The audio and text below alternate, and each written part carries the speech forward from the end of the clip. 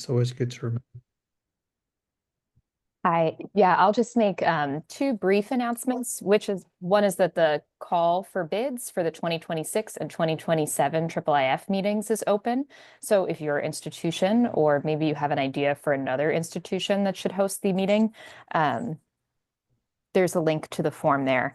The other thing that I'll make note of that I haven't made a public announcement yet, but I will later today, is that the travel scholarships are now open for the 2025 event in Leeds. So if you have any folks at your institution or people that you know who are doing interesting work and may want to attend the IIIF conference but may not have institutional funding of their own, please share and encourage them to apply. Excellent. Thank you. Does anyone else have anything they'd like to announce? I have one, Giles. Sort of related to both of those. At the IIIF annual meeting that'll be in Leeds the first week of June this year, we will also be making space for side meetings on the Friday of that week. And Neil Ferguson has already mentioned that there may want to be some sort of planning meeting for the Fantastic Futures AI for Lambs session that'll be at the British Library later that year. So that might be an opportunity to discuss the program for that Fantastic Futures later in the year during the IIIF meeting in Leeds. Okay. And come to think of it, this community group might think about how it wants to meet if we're going to meet in Leeds and or in London. We should certainly announce the existence of the group and people who don't know us and say a bit about what we do. But does anyone have any suggestions for anything more forthright we could do? Maybe we can have a think about that and discuss that internally, all of ourselves on the who are co-chairs, but suggestions definitely welcome as well. Okay, if are there any other announcements? No. Okay, well, let's go straight then into our presentation. Delighted to introduce Mathieu Aubry, who's a senior researcher at the École Ponts ParisTech. He's based in the Imagine Computer Vision Research Group. He has particular interests in, he has a general interest in computer vision, but he has particular interests in applying it to historical documents, scientific illustrations, paintings, paleography, and typography. And he's going to present today in particular about some of the infrastructural work his group is doing to allow researchers access to state-of-the-art computer vision methods, some of them developed in-house, but others as well, and which very much leverages IIIF. Mathieu, the floor is yours. Thank you. Thank you for the introduction and for the invitation. So as Jay said, I will talk about like the development work that we do. But before going into that, let me just say a little bit what I do as a researcher. So actually, my main research is really computer vision without anything specific for historical documents. And the main problem I'm working on at the moment is the one that you see on the slide. The idea is that if you have a set of images, as a human, you are very easily able to see things that are repeated in these different images. And even if you cannot name them, you can identify them, you can see their variation, you can count them, you can do things like that. And currently, we don't really have a computer vision algorithms that can do that on general data. We have some algorithms that can do that on what we will call natural images, what you will take as a photo with your camera. But for more specific data, like the satellite images, or like historical images, we don't really have such a tool. And I actually became interested in this problem by working on art. So art historians will be interested in figuring out the details that are copied between different paintings. And of course, they come with many variations. And so we tried to develop a tool to do that. So that started even in 2015. And then later I realized it was a very, very common problem in digital humanities in general. Going to one extreme where the problem is, I think, maybe better defined or easier to define. If you look at text, when you have a text, what it is, it's actually just a collection, at least for some scripts or for printed text, it's just a collection of letters near each other. And in theory, if you just have the image of the text and you have never seen it before, you have never seen the alphabet even, you can still figure out what these letters are and draw them and say things about their variation, their size, if they are different from one document to another, etc. And that's actually a problem that we are completely unable to solve with current computer vision tools. maybe closer to the problem that you see every day. If you look at copied manuscripts, you have some of them with illustrations, and historians of science would be very interested in tracking these illustrations and their variation across different copies. And it's a bit the same problem of finding something that's recurrent in a big database of images. So that was actually the initial motivation for the development of the platform that I will show you today. It was initially a project with science historians. We are trying precisely to do that. So to track images in different copies of scientific texts that were circulating in the Middle Age and in the modern period. And in a simple case, like the one we see here, it's kind of obvious. The images are in the same order, etc. But actually, the images change a lot from one copy to another. Sometimes they are completely reordered. You could think of plants, for example, that would be ordered according to the alphabetical order or to their properties or the regions they come from, etc. So you might have completely different orders. And these manuscripts are often also copied very partially. So you have part of a manuscript, maybe an illustration, and you don't really know where it comes from, and there is no traceability. So they were interested in this kind of problem. And you will see that, so that's the first kind of tools that we have in the platform that I will show you right now. The way this project works, so we built a corpus, we have a tool to extract illustration, and then we want to do this analysis of illustrations. But let me move on quickly on that. And when I started working on that, I realized that a lot of historians were interested in this kind of pipeline for many different applications. So this is an example of another project that we are doing with historians of astronomy. They have a bit the same problem. They have a lot of astronomical text with a lot of diagrams. So they want to first be able to extract the diagrams, and then they want to be able to compare them.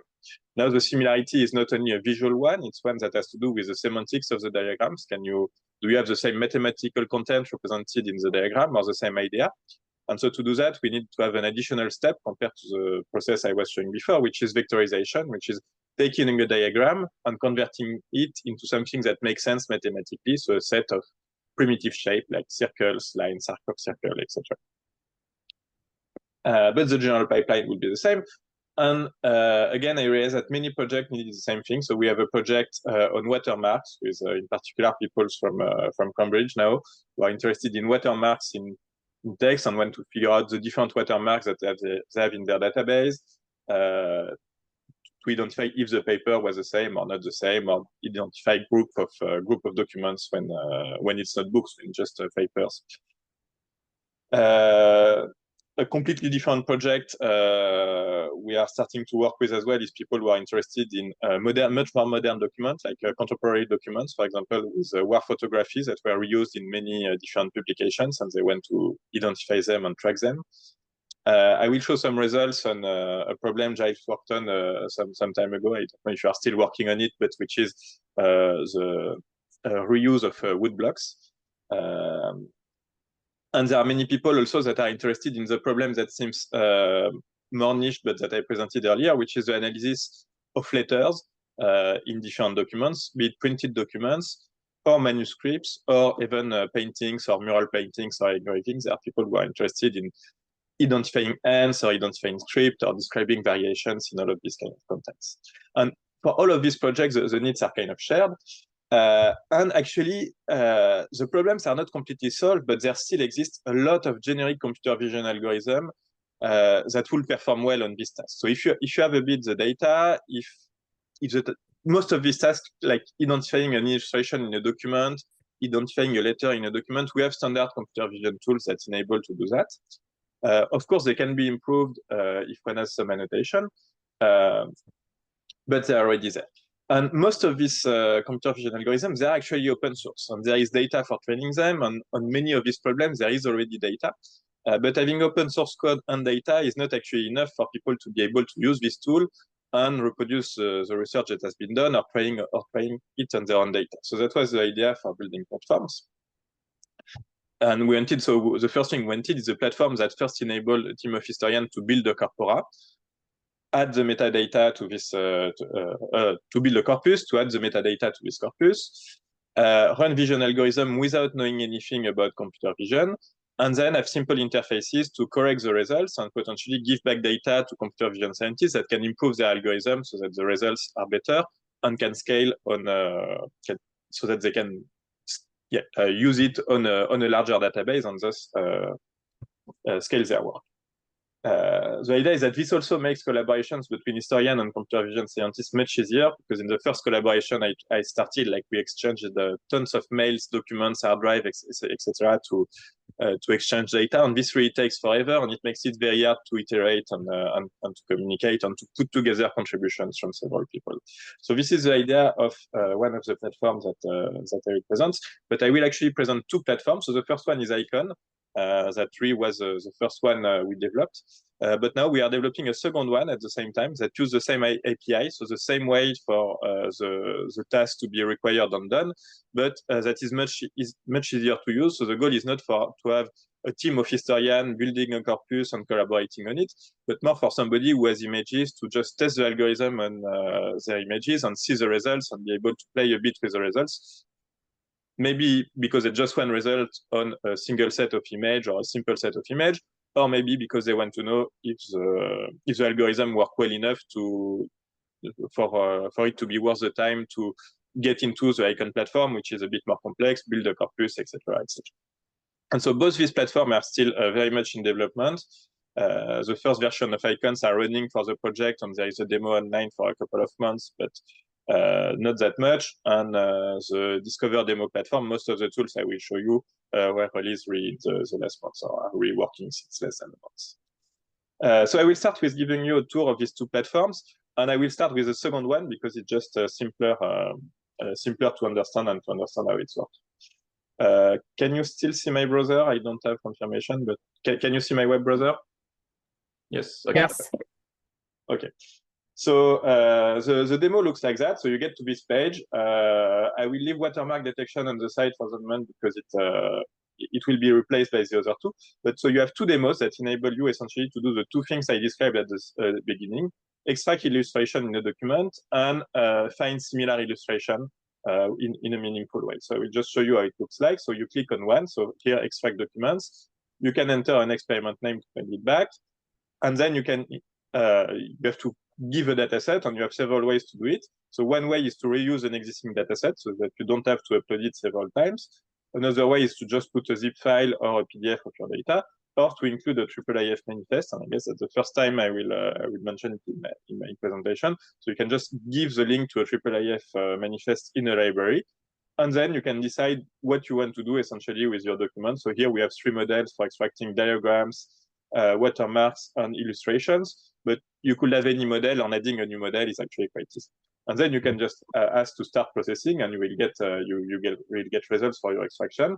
And this is, so once it's done, you receive an email with a link to the result, and so the results look something like that. So you have your document, so you can just visualize it. So here it's a lot of empty pages, and then I think at some point we start having illustrations into it that are extracted by the algorithm. You have them on the right, and you can of course download the results. So you can either download the illustrations or download the bounding boxes so that you can reuse the results on something else. But that's it. What you can also do, skip that.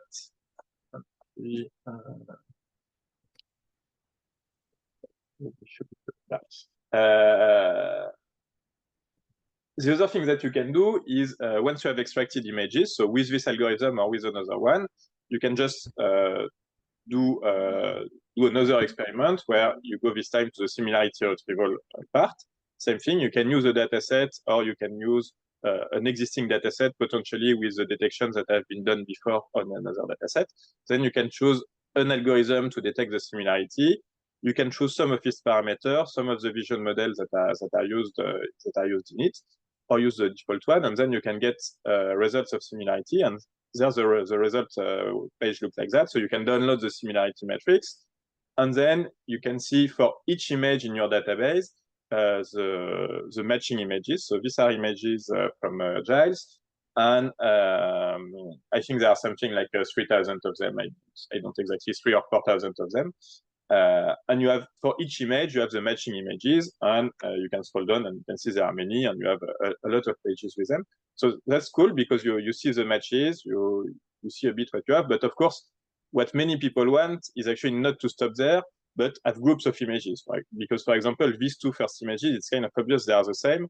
We don't really want to see the correspondences between the two, so we want to cluster the images. But once you have computed similarity between images, this is kind of easy to do. So you can really just click there and get groups of images.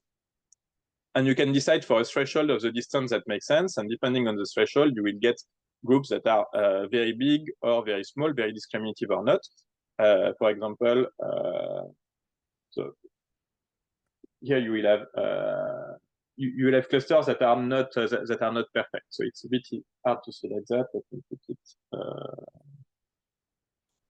They actually look pretty good, but there are some clusters where the images inside are mixed. So for example, here in these clusters, you have actually different images because I did put a low similarity threshold.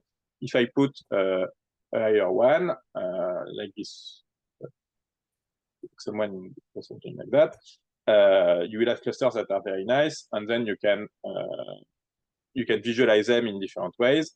And again, you can export the results of the clustering.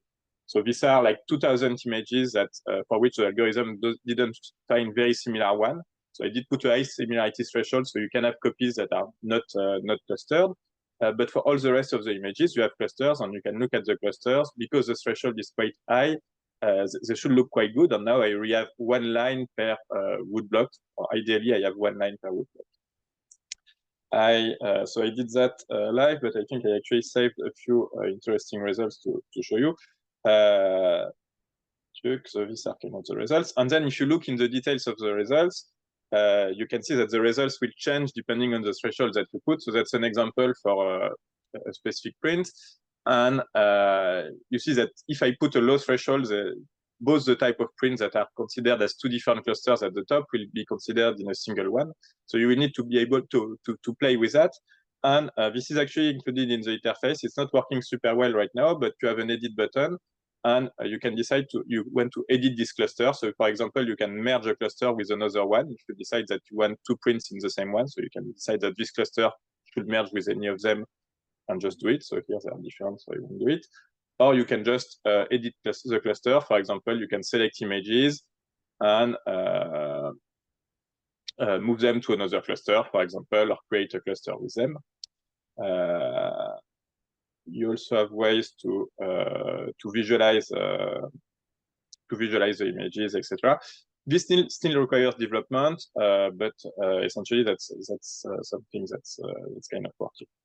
So as I said, this is the second platform that we developed, and this is more to be able to run a demo and see the results of the algorithm. And it doesn't leverage IIIF a lot. The only way it really leverages IIIF is to upload document or to get documents from another places. The second platform that we have leverages it much more. So same thing, I will show you a bit what it looks like. So when you arrive on the platform, you get to something like that, which is just a list of documents in the platform. And here the goal is really for people to be able to build a corpus they are interested in. So they should be able to search things in this corpus and see the different documents. And also, of course, add new documents. And if you click on add, you get to a page that looks like that, where you can put a lot of information, everything you would want to put in metadata for your document. So we decided with the historians who are working with exactly which kind of metadata they wanted. And that actually depends on the type of documents they have. But so that's actually very easy to change if you want to have another version of the platform. And same as earlier, we can also have digitizations that come from a IIIF document, and you just have to put a link to the manifest, and the platform will upload the document. And then when you have a document inside the database, so this is filled and you have the links. The way the platform is handling documents internally is also with a IIIF server that's running. So whether you upload your document as a zip of JPEG images, as a PDF, or whether it was already a IIIF document, we convert it into a IIIF document, and that's how the data is managed in the back end of the platform all the time. I will show you a scheme of how it works a bit later. And then you can run algorithm on these documents. And so you can click on any document and ask to see to see the regions that were extracted inside. So this is an example with astronomical diagrams for a document that doesn't have too many of them.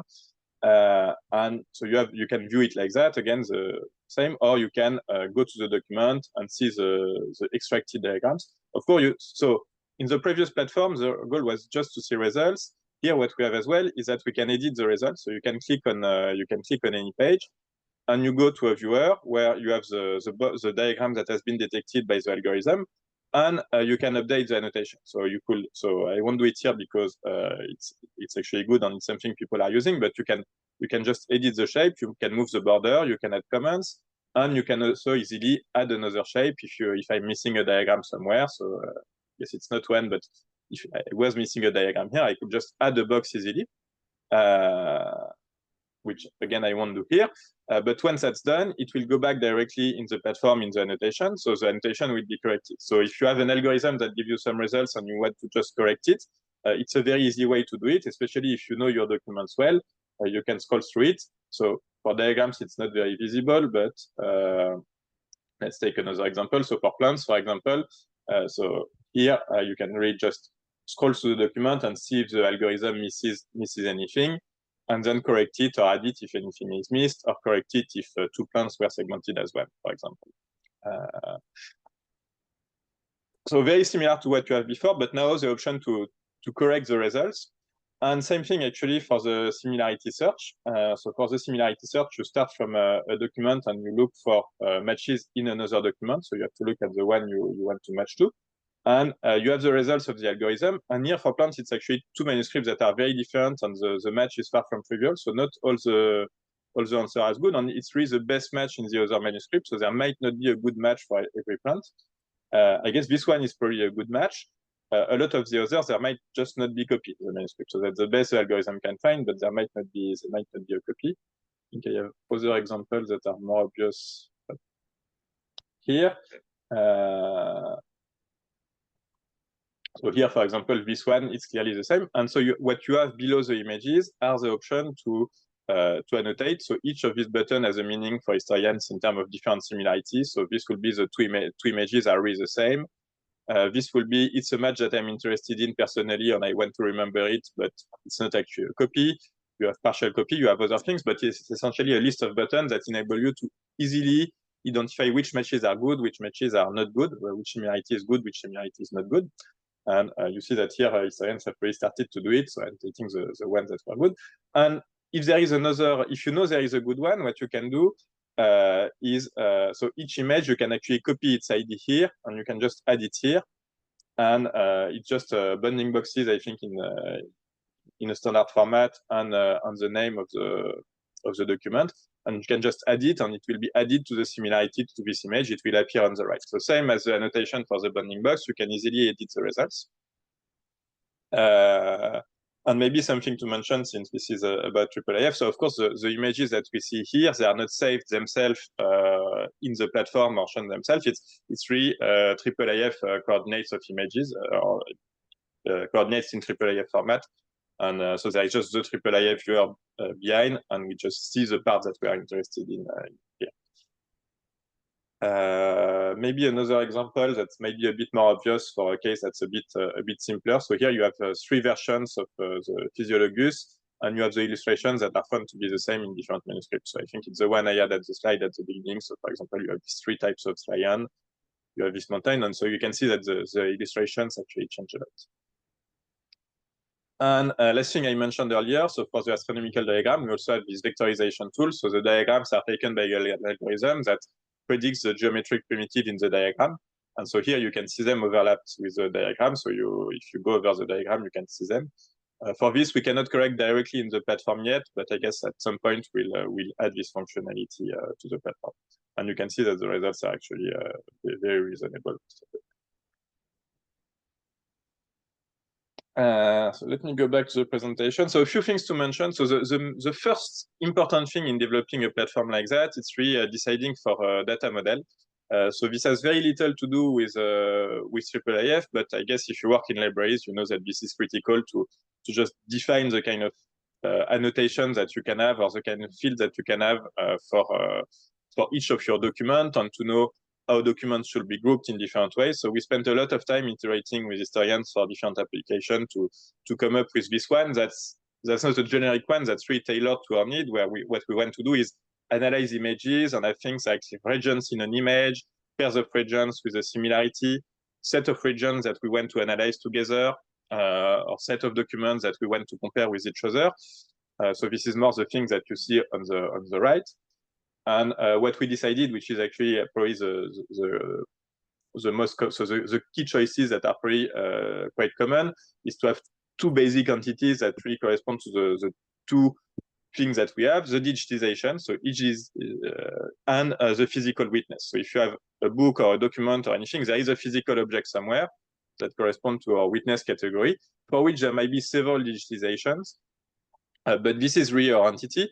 And then depending on the projects, people will have different notions of groups of witness that are the same or related. For example, if you are working on prints, you might have several versions of a book. So it's really different witnesses, but it's a series. If you are working on newspaper, maybe each type of newspaper is more a series, and then you have different editions of this newspaper, etc. So this is kind of flexible, but this came back in many projects.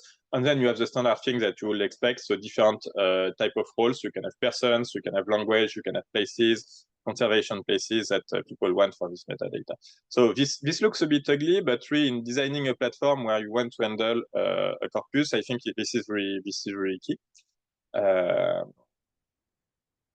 And second thing I wanted to say, it's to say a little bit about how the platform is built.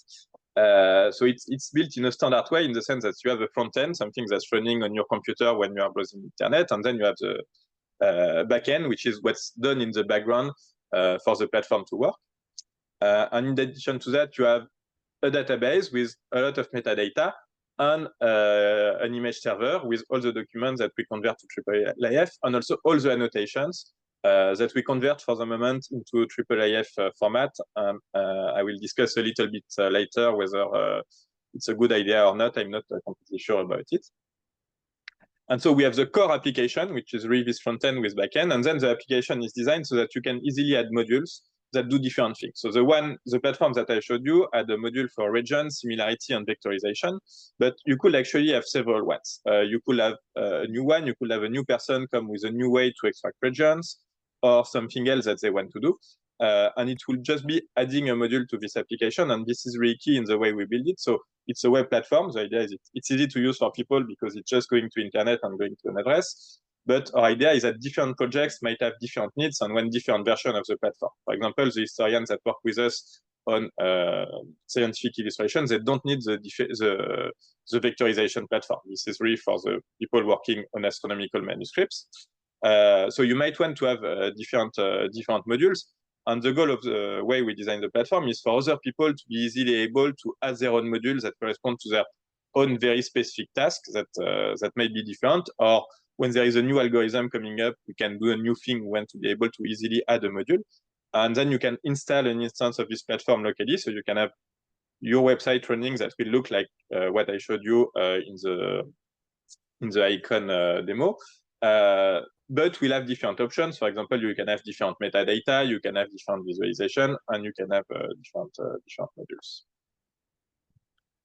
Let me say a little bit more, and I think I will stop there afterward, about the limitation, the current limitation that we have with using IIIF.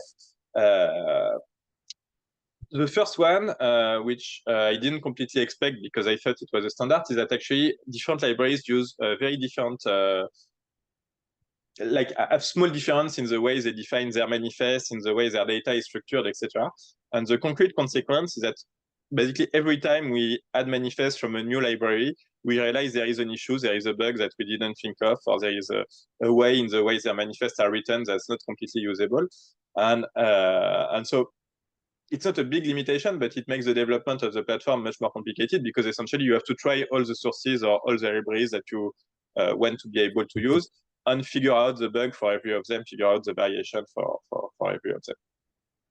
Another very practical limitation is that a lot of libraries have limits on the amount of data you can download or the amount of pages that you can download. So in practice, even for the demos that we designed to be relatively quick and wanted people to be able to use it easily, we have to just download one image every 12 seconds. So if you have a book with 500 pages, you have to wait a lot of time before getting your email saying that your task is done.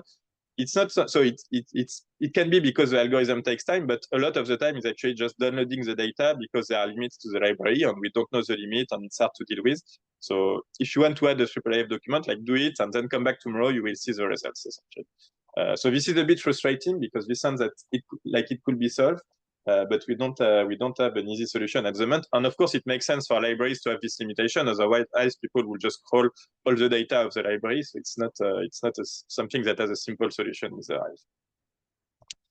IIIF. But so these are more annoyance, and it doesn't really limit anything in the current application.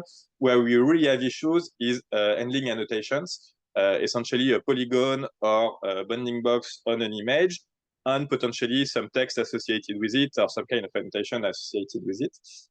For the moment, we are using Simple Annotation Server, but so it has several issues. So the first one is that it's not maintained anymore, so it's an old version that we are using. It's quite heavy, so a lot of the things that are actually slow in the platform, like visualizing the results when they have already been computed, a lot of the limitation come from the fact that this is quite slow, and the flexibility is quite limited. And another consequence is that we cannot visualize the annotation in Mirador 3 because it's not compatible with Mirador 3. So for us, the main limitation that we encountered with the IIIF was really finding a good way to handle annotations.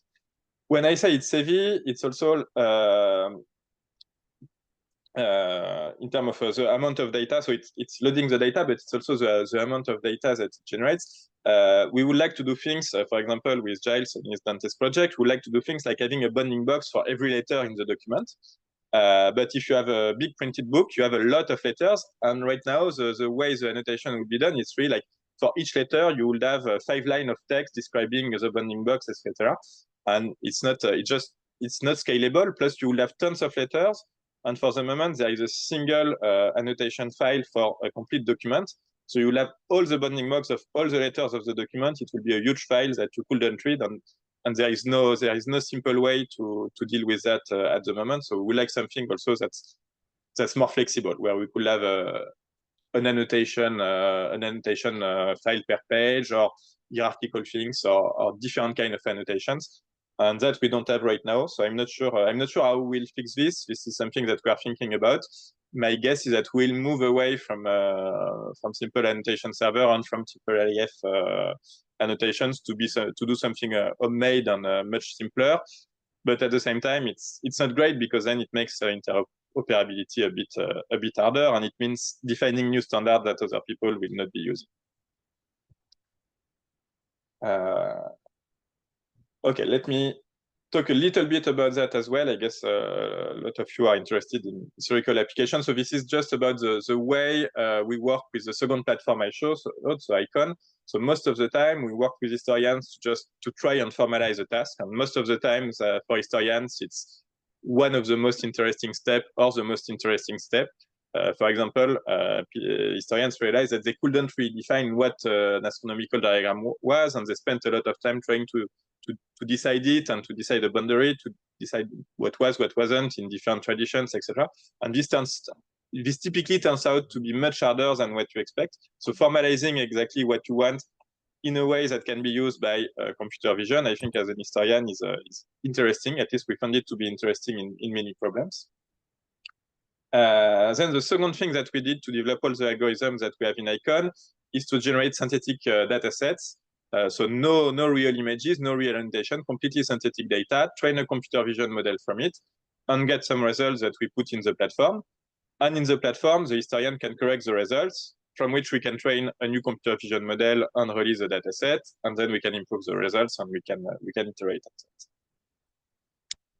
that. Since it's not the topic, I will not go into details of the algorithm that we use, but so as I said, we have one for illustration detection, copy retrieval, diagram vectorization, and we have an algorithm for text recognition that's not included in the platform yet, but at least we should have line detection in the coming weeks, and that will be one of our main goals for the coming year, to also have tools for text transcription, or at least a lot of text transcriptions. And so let me stop with that. So again, I think I said it at the beginning, but so the code for both of these platforms is completely public and open source. You can check them by just using the web demo. So I didn't say that, but it was on the side. The both addresses, you can just go to these addresses and you can create an account. There is no validation, so the validation is automatic. So you can launch experiments in the demo. In the IIKON, in the database platform, you cannot upload your own documents or launch experiments. You can just see a few examples that we left there, but it gives you an idea of how the platform is working. In the web demo, you can launch experiments. Just don't go crazy and launch experiments on thousands of images, because for the moment, it all works on a single computer, a single GPU, so you will work forever. Plus, the tasks are actually cancelled after 24 hours, so you might not get the results. If you want to do experiment with 100 images, this should be super fast. So if you don't modify too much the default parameters of the experiments, you can reuse it with a couple of hundreds of images. You will get an email with a link to the results, and then you can see the results. Essentially, what I showed you at the beginning. And so our hope with this platform is really to move to something that's decentralized for development. So at the moment, we developed it with a couple of teams of historians, mainly in France. Our hope is that other team will work with it, and that will not manage the development. So that actually, at some point, if people want to develop their own module with their own algorithms, they are completely able to do it without talking to us, and they can. So installing their own instance of the system, it should already be doable. And there should be also enough documentation for people to be able to develop different modules and use modules from different people. And I think that's it. If you have any questions or comments or suggestions, if you have a solution to my annotation problem, I will be extremely happy, or the engineers will be extremely happy. Giles, I think you are muted. I think I see you talking. I am. Yep. Wonderful. Thanks so much, Mathieu. And as you say, some of my research materials are present in Discover, and I've had lots of fun playing with them this week. It's particularly good that there's some you use IIIF, and there's some issues you have with IIIF, which I might open straight up to the audience here. There's some people who are extremely well placed to comment on some of the issues you raise around annotations and the diversity of IIIF implementations.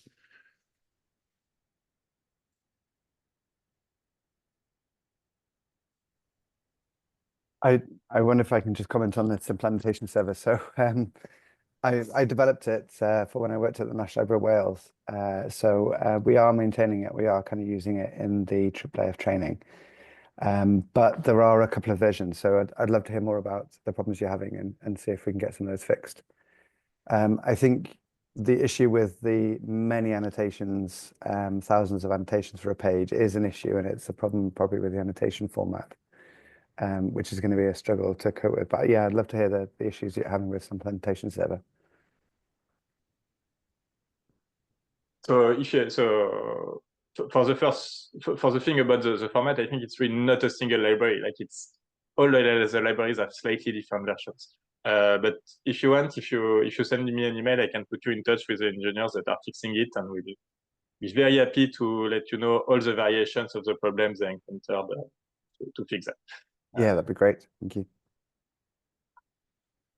So comment in the chat, incredible work from Mathieu, and I agree. And I've got to say, I mean, this is very much research software, but it's really a lot more slick than most research software. And you clearly spent a lot of time working on, you and your team, on the UI. IIKON has lots of options for metadata and has a really kind of worked out schema that, as you say, you sat down with historians to think about how they see documents and how they want to work with documents. Could you say a bit more about that form of development, about user engagement and so forth? And I mean, it's pretty unusual, or maybe it's less unusual for computer scientists to be doing implementation to this degree of detail and polish. They're really commendable. So no, implementation is definitely not common for computer vision people either. I think a good illustration of that is that, so computer vision, usually a project lasts 6 months and we publish a paper after 6 months. I think we have been working on this platform for years and there is no actual publication on this platform. So it's definitely not common either.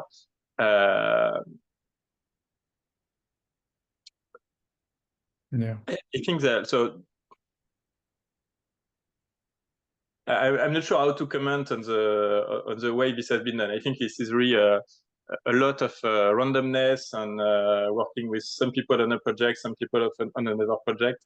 There was definitely not a big scheme at the beginning.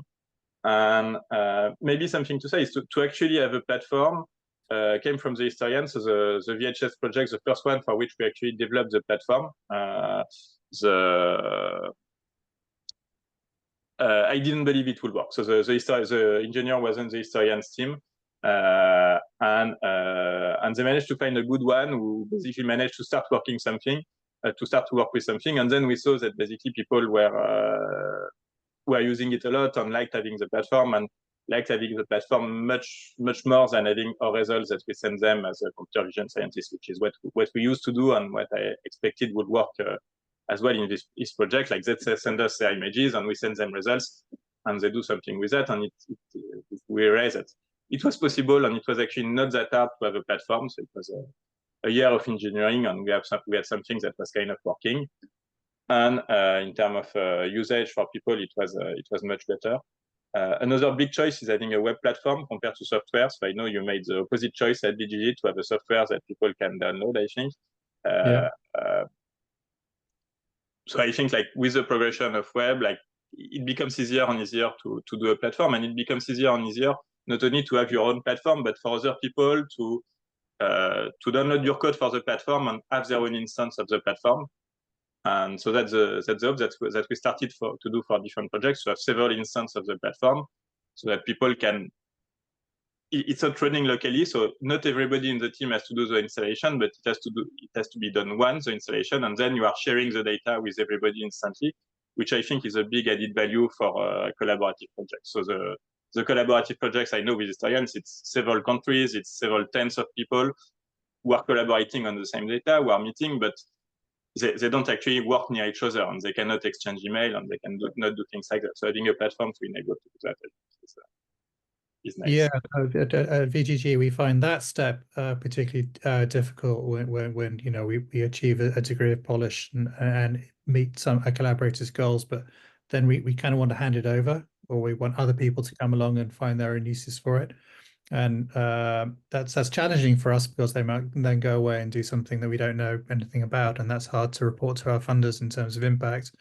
But you know, obviously you want this kind of cascade of reuse and reimplementation, and you know, maybe people adding bits and pieces, and it becomes a sort of question of how do you kind of manage, or do you manage that community of interest, or you know, just allow people to go their own ways. There's it's not that's not completely happened yet, but there's an issue you touched on about resourcing as well, that this is just running on a one server with a GPU, and you know, obviously everyone on this call is now going to go and start playing with it, so you're going to get hammered shortly by them and their friends and colleagues. But do you have any thoughts on scaling this up? Things like European Open Science Cloud announced call for cultural heritage. Do we need I mean, such a call, I think it will be great to have resources, and I think the main benefit from such a call will actually not to have something that's really running in the cloud that everybody is using and is the same for everybody, but it's have people talk to each other and develop a tool in common, and there can be one instance, like the first demo that I showed, like just using the demo, we could have it on the cloud and people could just use the demo. But I think for doing actual research in an historian project, you need your own instance of the thing. So you need to install it on your own computer. So it should not be something that you need a big cloud or a big GPU cluster to be able to run. It's something that you should be able to run locally on a machine that's not too expensive. So I believe more in this decentralized thing, and that way you can also customize your tool. You don't have a generic tool that takes a lot of time to learn because it can do everything. You have a tool that's specific for your project and do the 3 things that you need to be able to do for your project or that are meaningful to you. And once you are there, you can also customize the tool a bit. So if you have computer vision scientists working with you, they can add their own algorithm and they can compare the results of the algorithm. You can use the results of two algorithms and compare the results of two algorithms and new ones, because so I say there are standard computer vision algorithms and they work well, but 2 years from now, there will be algorithms that work much better in a completely different way. So we kind of want the platform to be agnostic to that. So developing something with a lot of funding that's on the cloud and that everybody can use, I think there is a limitation to that, and it's very complicated to handle. You need people working full time on it, and not for 5 years, like for the next 10, 20 years on updating the algorithm. And so I think that's challenging. So I'm kind of precisely not trying to do that because to me it sounds more complicated to do. Yeah, I agree. There's a danger of trying to be everything to everyone and ending up being nothing in particular for anyone in particular. It's not simply not specific enough. Other questions or comments from folks on the call? If I just jump in again and say, Glenn. I like the other options of the centralized thing because you've made it really accessible, which is really wonderful. And there's somebody that doesn't have access to kind of computing graphics experts. Just being able to create your own data set and run it against these models is amazing. It's mind blowing. So I do like the accessibility of it all. That is one of the benefits of centralization. Thank you. Yeah, I just also like to say, sorry, yeah, this is amazing work. It was great to see. Thanks so much for sharing it and making it, well, public and available to everyone. Yeah, I would encourage everyone who can to try to set up their own local instance rather than tormenting the one server with the one GPU.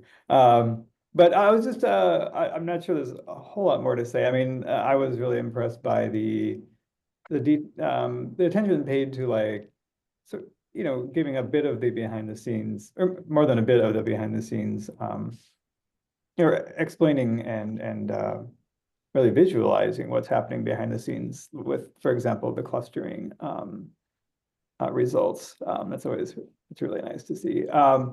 But speaking of, again, just bringing up the whole issue of computer vision algorithms always advancing, and well, probably clustering algorithms advance at some speed, maybe not quite as quickly. And yeah, it's great that it's modular and people can just implement their own. Ideally, as new algorithms come along, they can be fit in here. I was just curious, though, if you had could it shed any more light on, like, the discussions you had about how much of the details of the algorithms being used you wanted to expose in the interface, whether it's just the names for clustering or feature detection, or if there are parameters you thought about, more parameters than already. I think it will depend. It will depend on the algorithm. So actually, I can go back to the platform for Similarity. You will see that there are two versions.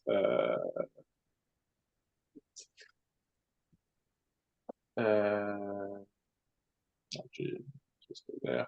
Yes, that's it. So we have actually two algorithms for Similarity, and the first one is really the most standard that almost all similarities, all similarity computing algorithms are using in Vision, which is just computing features of both images and computing their similarity with the cosine similarity because it works. And then the only difference between all of these algorithms are the kind of models that you use to compute the features. And that you have the set of model names. As I said, this is quite new, so we haven't added any explanation, but if you have looked at it's model names that you might have seen, like Dino, VIT, ResNet, Moco. These are kind of standard models. And adding a new model here is really trivial. And the only thing you need to do is choose the model. For other algorithms, for other tasks, for example, for the other similarities that we are computing, there is something different. So you need to first compute similarity with cosine similarity, then use the algorithm. So you have to decide how many images you keep to run the other algorithm. That's much lower, that you cannot run on a million pairs. On a million pair if you don't want to wait forever. So you have these parameters that you really need to choose. So you have it here. I removed it from the platform because it was broken. But we have another clustering algorithm that's much more complex. And actually, it's easy to develop the interface to let people choose all the parameters. I think what we need to do for all of that is to really have default parameters that are here by default, and then let people expand on the parameters. And if they know the paper, if they know how it's working, they can play with the parameters. And we can explain a bit more what, for example, what the different models will be sensitive to, or what the hyperparameter will do. But this is kind of easy to do. It's because that's when you ask the algorithm to run, you can send the parameters with it. It's very easy. And setting up this to have the list of parameters of the model, it's actually quite easy. But I think for historians, most of the time you don't want to do that. You want to have 2-3 models to run, and you can compare the results, and that's it essentially. So I think we'll have default parameter for the different models and a small explanation of why they are useful or why you should say. I don't know if that answers the question. Oh yeah. No, that seems like a good way to handle it. And yeah, it is a sort of a trade-off between exposing too much that's not necessary and confusing versus making the technicians happy. But I think I think that this is a really good a good path to be following. Thank you. Thanks. Any other questions? We probably have time for one more.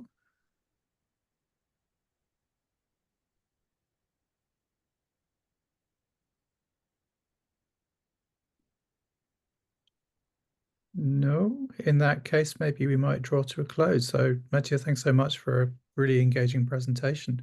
Let's see, I don't have my calendar in front of me, so I can't announce the date of the next meeting. Does anyone happen to know when it's going to be?